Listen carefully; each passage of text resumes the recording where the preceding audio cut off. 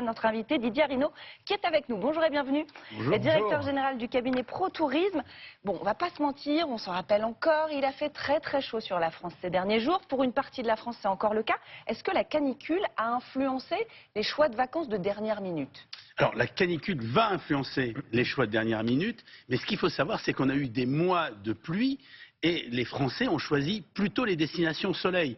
Et donc, cette canicule, ça va permettre de rééquilibrer dans les destinations qui étaient en retard, notamment la Bretagne, la Normandie, les destinations de l'Ouest, la haute montagne, et donc ça va permettre justement de mieux répartir les flux. Donc, c'est plutôt une bonne nouvelle pour les destinations touristiques. Mais vous savez, il ne faut pas se leurrer en été.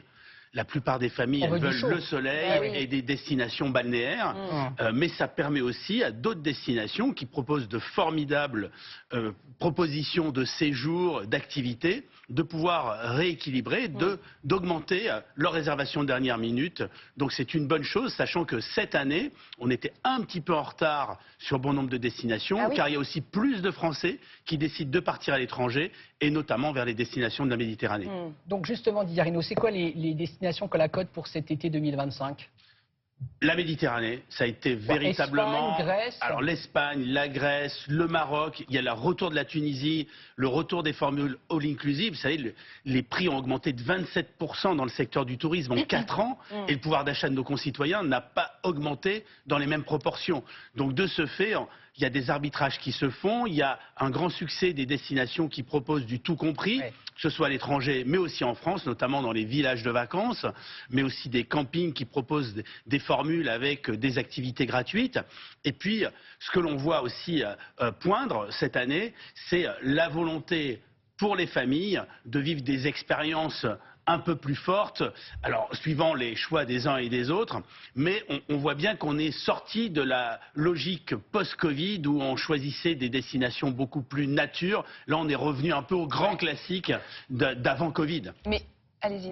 C'est quoi plus forte, expérience plus forte, par exemple quoi? C'est des choses, je sais pas, c'est du parachute ascensionnel, on leur propose des trucs très, très incroyables, c'est quoi? Alors, ce sont des activités, effectivement, on voit le succès des activités de canyoning, de vélo assistance électrique, de trail, de tout ce qui est lié aux activités de pleine nature, mais on a aussi tous les sports qui sont liés à la voile avec le développement du kitesurf, de toutes ces activités.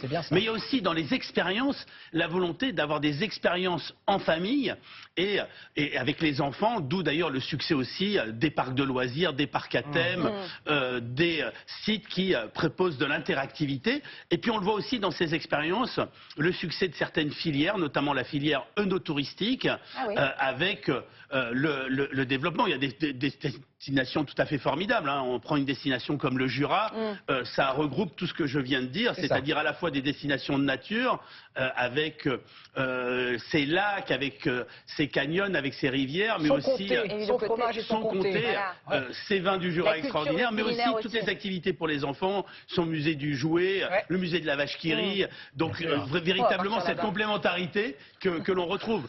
Donc ça fait partie des destinations très abordables d'ailleurs pour la plupart de nos concitoyens, mais il y en a aussi pas mal d'autres pour ceux qui n'auraient pas réservé avant la dernière minute. Il reste de la place, il est encore temps. Au niveau du budget, ça donne quoi? Parce que vous nous disiez, le pouvoir d'achat des Français, il n'a pas forcément augmenté ces dernières années. Budget serré, du coup? Alors d'abord, il y a 50% des Français qui font des sacrifices sur d'autres postes pour pouvoir partir en vacances. D'ailleurs, c'est ce qui conduit à la difficulté de certains secteurs, l'habillement, la maison. Donc on voit très bien que les Français privilégient les vacances. On a un budget de un peu plus de 1 800 € lorsque les Français passent, une famille de 4 personnes, leurs vacances en France.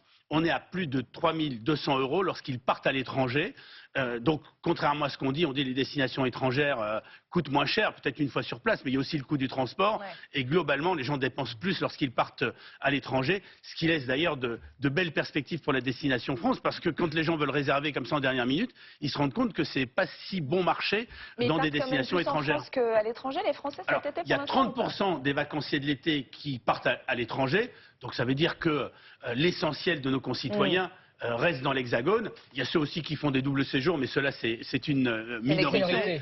Ce que l'on voit en revanche, c'est la volonté de faire des arbitrages pour pouvoir gérer son budget. Et par conséquent, comme il y a une augmentation des prix de l'hébergement, ils cherchent aussi à côté à faire des économies et donc on aura certainement moins de dépenses dans la restauration, dans les commerces. Mais vous savez, il y a un facteur qui joue énormément, c'est la météo. Les Français sont très météo-sensibles. On le voit, ils attendent d'ailleurs souvent la dernière minute pour choisir leur destination en fonction des belles opportunités, prix, mais aussi d'une météorologie favorable. En résumé, que toutes les conditions soient réunies pour passer de belles vacances.